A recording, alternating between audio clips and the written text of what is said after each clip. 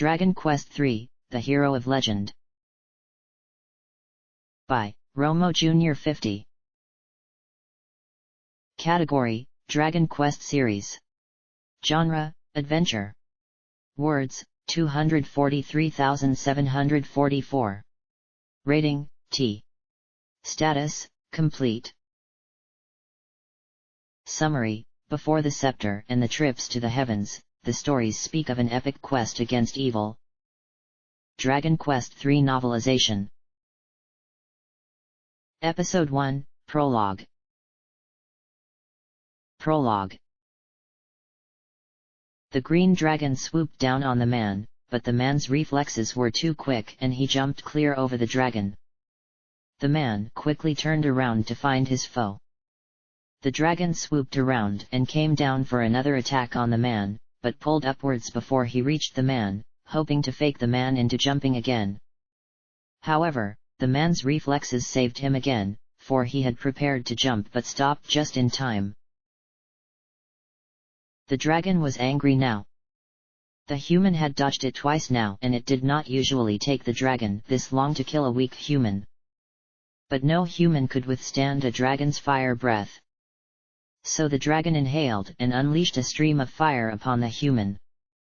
Unfortunately for the dragon, the human reacted to its inhaling and pulled up its shield, a magical shield that could block fire.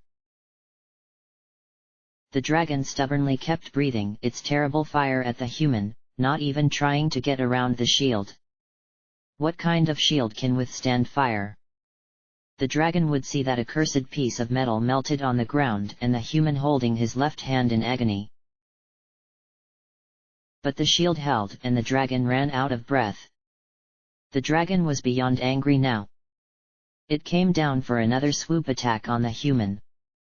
Unfortunately, the human was more than ready this time.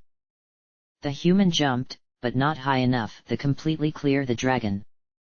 Instead, the human brought his sword up and slashed the dragon's right wing clear off. The dragon hit the ground hard and the man didn't give him a chance to recover. The man ran up to the dragon and stabbed it in the heart. The dragon writhed in agony. The man walked up to his kill and took a moment to catch his breath. The reality of the situation hit him. His comrades were gone, killed when they had been ambushed while scaling the volcano. He had escaped death by chance. A monster's spell had sent him over a cliff. The monsters must have thought him to be dead for sure, and they were almost right. However, the man had enough in him to cast healing spells on himself, and he climbed up the cliff to try and aid his friends. However, the dragon had not been killed by the man's stab. As the man stood there catching his breath and his thoughts, the dragon got up again. So absorbed was the man in his reverie that he did not notice. The dragon did not have enough strength to breathe fire or even fly, but it used its strength to try and ram the man.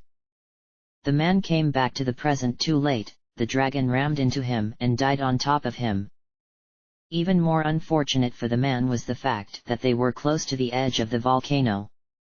The dragon's massive weight crashed into him and sent both of them into the volcano.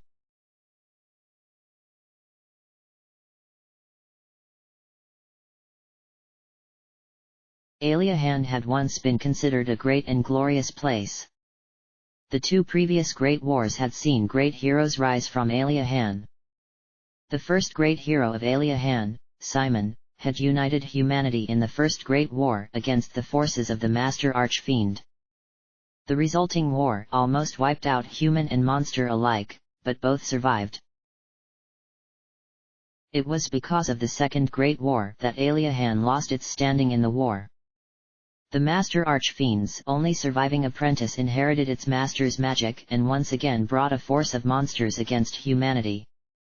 But, like before, a hero from Aliahan, Desmond, united humanity to meet the threat. The monster, who was only given the title Archfiend, was no match for humanity's forces.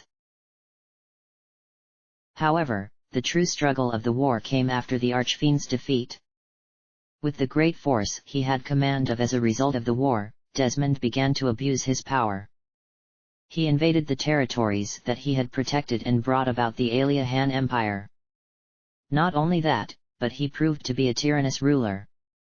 Eventually, his subjects rose against him and he was forced to retreat back to Aliahan itself. There he held out in a bitter siege as the people of Aliahan stood by the ruler that had come from their own land. But eventually, Desmond's tyranny was too much even for his native people, and they too rebelled against him. But from that time on, Aliahan would be shamed. As the world rebuilt, it came time to divide up territories among the different nations. Aliahan had been vanquished, and had cost the world a lot of trouble. To stop other nations from preying on Aliahan, a powerful wizard, who had fought with Desmond, sealed up the Cave of Enticement, which contained a traveler's gate that served as transportation to and from the kingdom of Romali. With the cave, and the gate, sealed, Aliahan became hard to reach. As it was a long trip by ship, the other nations decided not to bother with Aliahan, which really had little to offer. However, Aliahan had to swear never to break the seal or interact with other nations. Aliahan had to be isolated from the world. Aliahan was not completely isolated. Ships came by every so often that brought some news of the outside world and engaged in trade. But for the most part, the isolation stayed true. However, when one ship brought rumors of a new archfiend rising up, a man of Aliahan decided to depart with the ship and gather news of the fiend. The man's name was Ortega. Recently, another ship came to Aliahan, this one bearing bad news. Ortega had gathered news about the archfiend and found that it posed a significant threat to humanity. Ortega tried to forge alliances with different nations, but none would hear him out. Then Ortega and a small band of warriors tried to run a reconnaissance mission on the archfiend castle, high up in a distant mountain range. There, he and the band met their ends on the top of a volcano.